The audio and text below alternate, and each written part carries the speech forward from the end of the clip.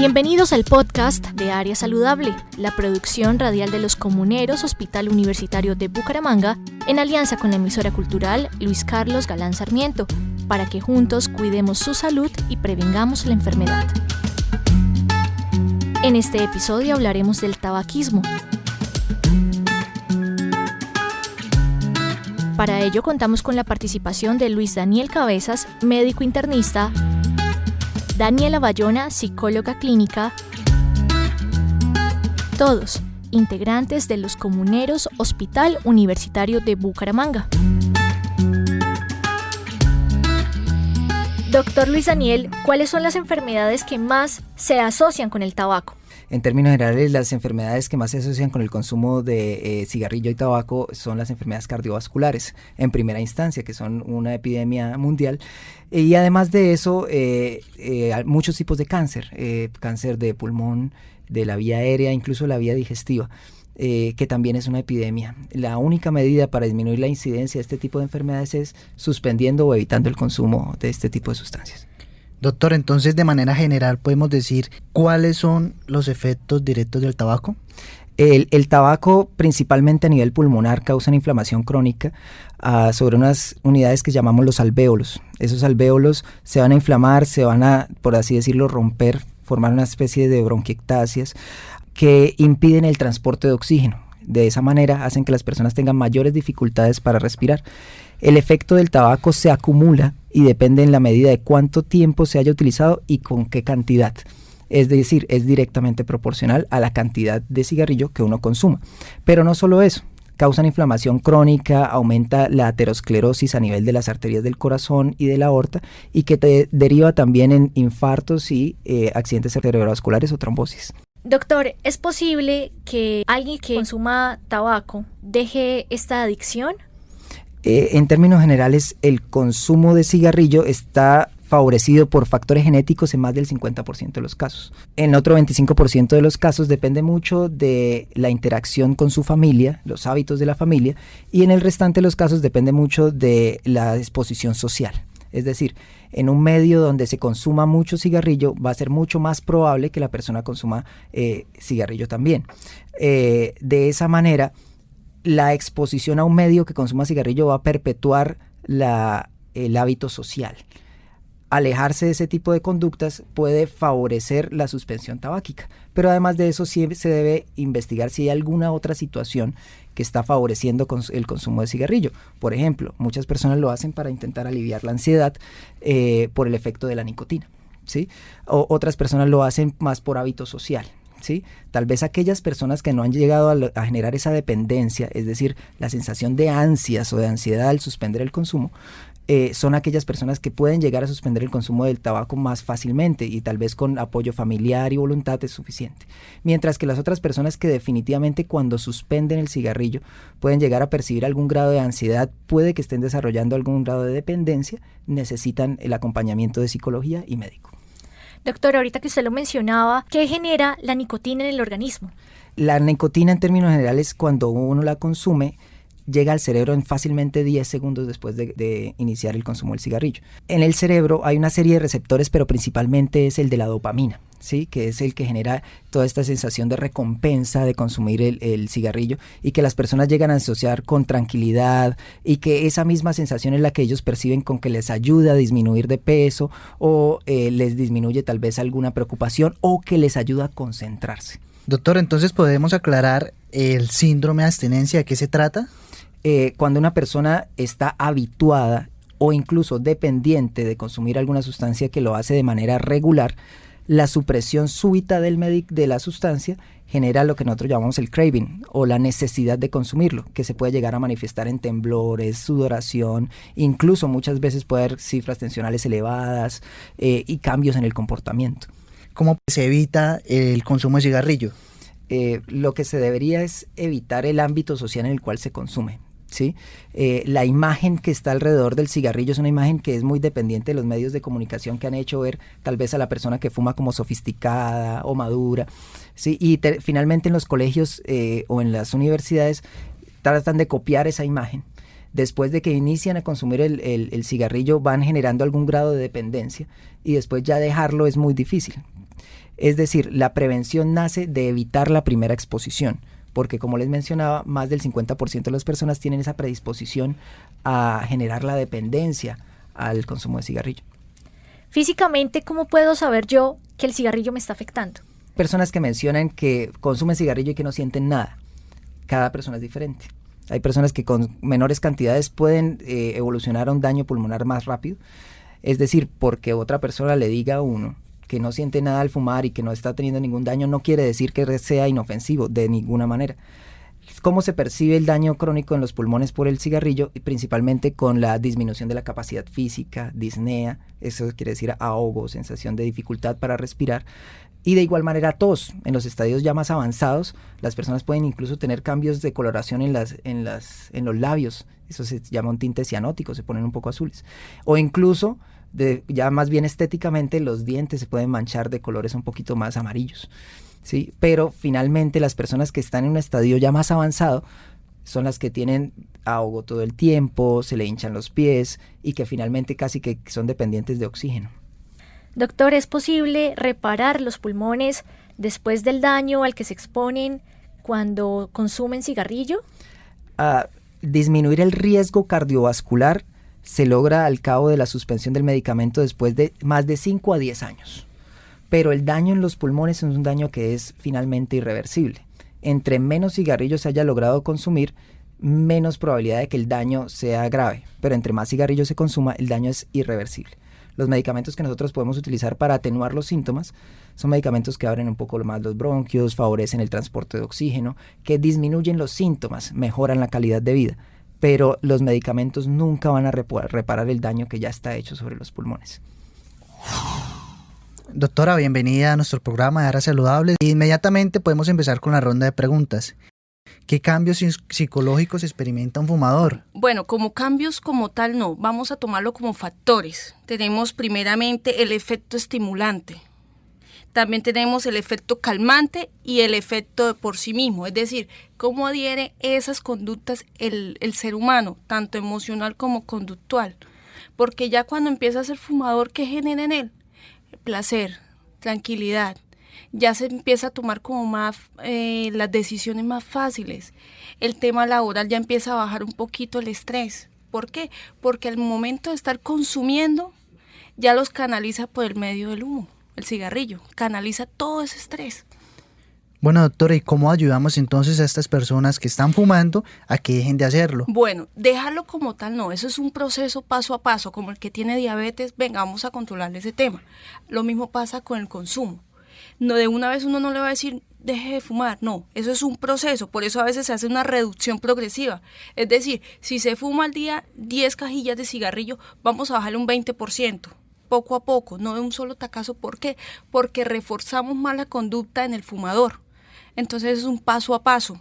También las conductas, salir un poco de esos ambientes que generan el consumo, cambiar los hábitos. Muchas veces se les dice, hagan ejercicio. Vamos a incluir hábitos saludables, más cardiovasculares. Hoy en día nosotros tendemos todos a ser sedentarios y eso genera inclusión de hábitos negativos en nosotros.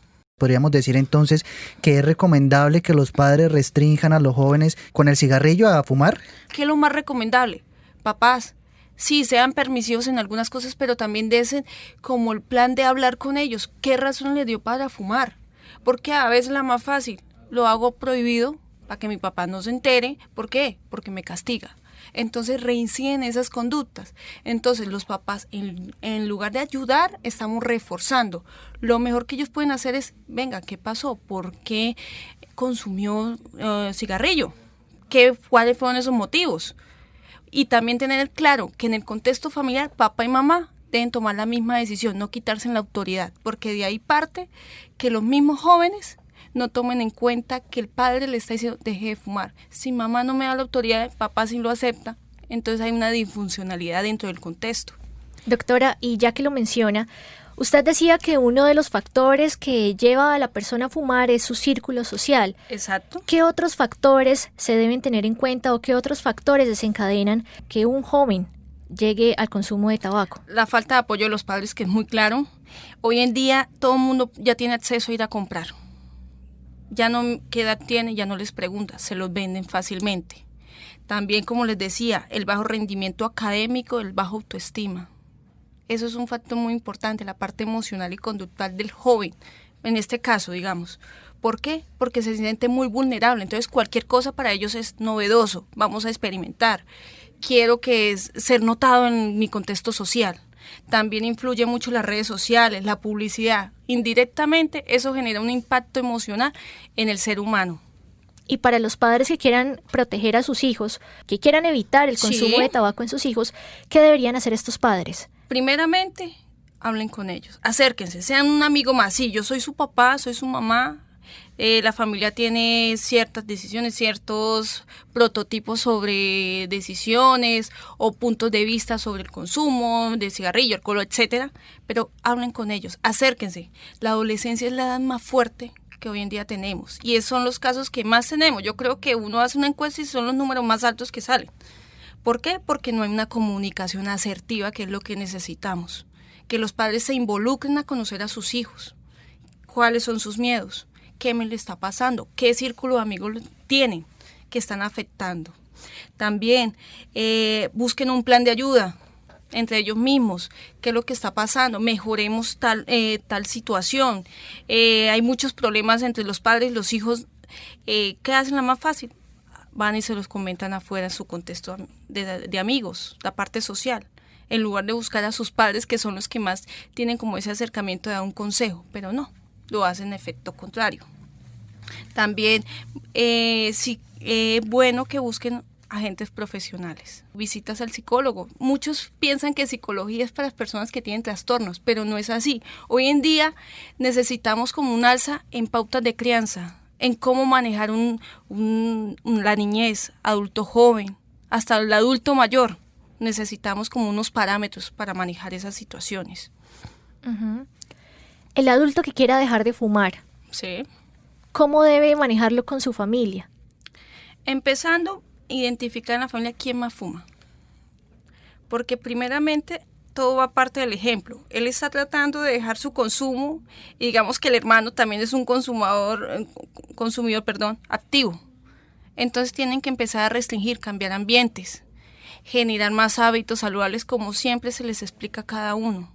Si uno en la casa llega y ve las cajetillas de cigarrillo, el ambiente, los amigos, es muy difícil que dejen ese consumo porque más les gusta y más refuerzan que continúen. Entonces lo más recomendable es alejarse, incluir cosas positivas. Es un proceso que no es fácil, pero tampoco imposible. Por su experiencia, ¿cuáles son las situaciones que detonan que los jóvenes consuman cigarrillo? Disfunción familiar, baja autoestima. Hoy en día el alza de los trastornos mentales como la depresión es un factor que está incidiendo mucho, la ansiedad. Son factores que inciden que el menor o el adulto joven o el adulto mayor empiecen a generar esas conductas, a adecuarlas a ellos como el consumo. Ahora vamos con nuestra sección de mitos. Nuestros invitados nos van a decir si son ciertos o si son falsos. El primer mito es: ¿fumar adelgaza? La respuesta es un no. Sí, no se debe ver al cigarrillo, la nicotina, como un medio para disminuir de peso. De ninguna manera una sustancia que va a producir tantos daños en el organismo puede ser empleado rutinariamente para disminuir de peso. El siguiente mito es: ¿fumar cigarrillo relaja y alivia el estrés? Algunas personas pueden llegar a percibir esa sensación. La idea es que existen muchísimas técnicas diferentes y mejores que el consumo de cigarrillo para lograr aliviar la sensación estresante. No se debe buscar el cigarrillo como un método para aliviar el estrés, las situaciones de ansiedad. ¿Los vapeadores o los cigarrillos electrónicos no generan daño en los pulmones? De hecho, recientemente hubo una publicación en una revista muy prestigiosa a nivel mundial que se llama el New England Journal of Medicine y demostró que el daño en los vapeadores puede ser muy grave. Es decir, no es una técnica que se pueda recomendar para reemplazar el consumo de cigarrillo.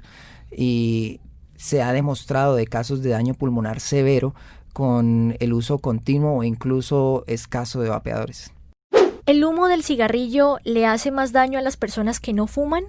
Las personas que son fumadoras pasivas, es decir, aquellas que se exponen al humo del cigarrillo, también pueden tener algún grado de daño, sobre todo aquellas personas que conviven en un sitio cerrado, por ejemplo en su casa o en su lugar de trabajo. Por eso muchas iniciativas recomiendan que el cigarrillo no se pueda consumir en sitios cerrados ni sitios públicos, y se debería tener una zona específica y abierta solamente para que las personas puedan realizar ese tipo o consumir cigarrillo sin que se expongan a otras personas. Las personas que son asmáticas, que tienen enfermedades cardiovasculares o pulmonares por otra cosa, pueden ser mucho más sensibles a ese humo de cigarrillo. Pero así uno previamente sea sano, la exposición al cigarrillo, inclusive peor aún en mujeres embarazadas, tiene efectos deleterios gravísimos.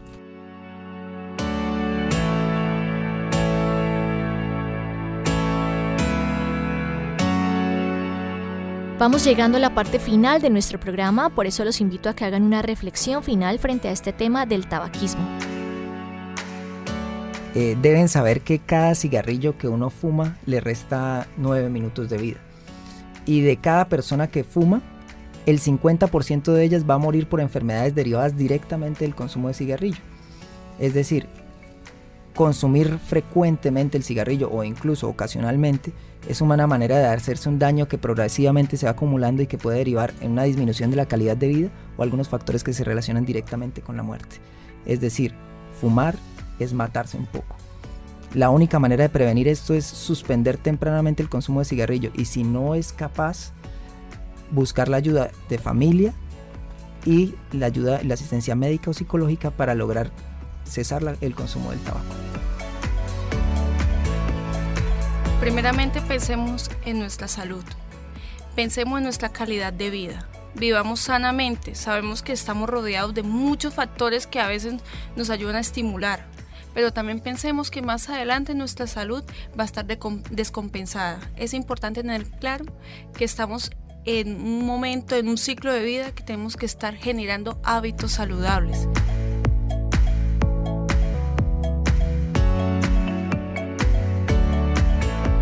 Doctor Daniel y doctora Daniela, les reiteramos nuestro agradecimiento por aceptar esta invitación, por tomarse un tiempo para hablarles a nuestros oyentes y por contribuir con sus aportes a la salud y al bienestar de nuestra región.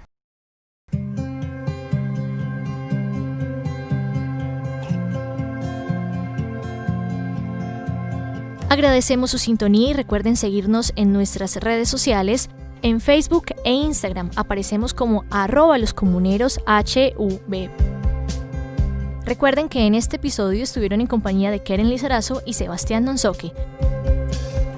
Nos oímos en un próximo episodio aquí en Área Saludable.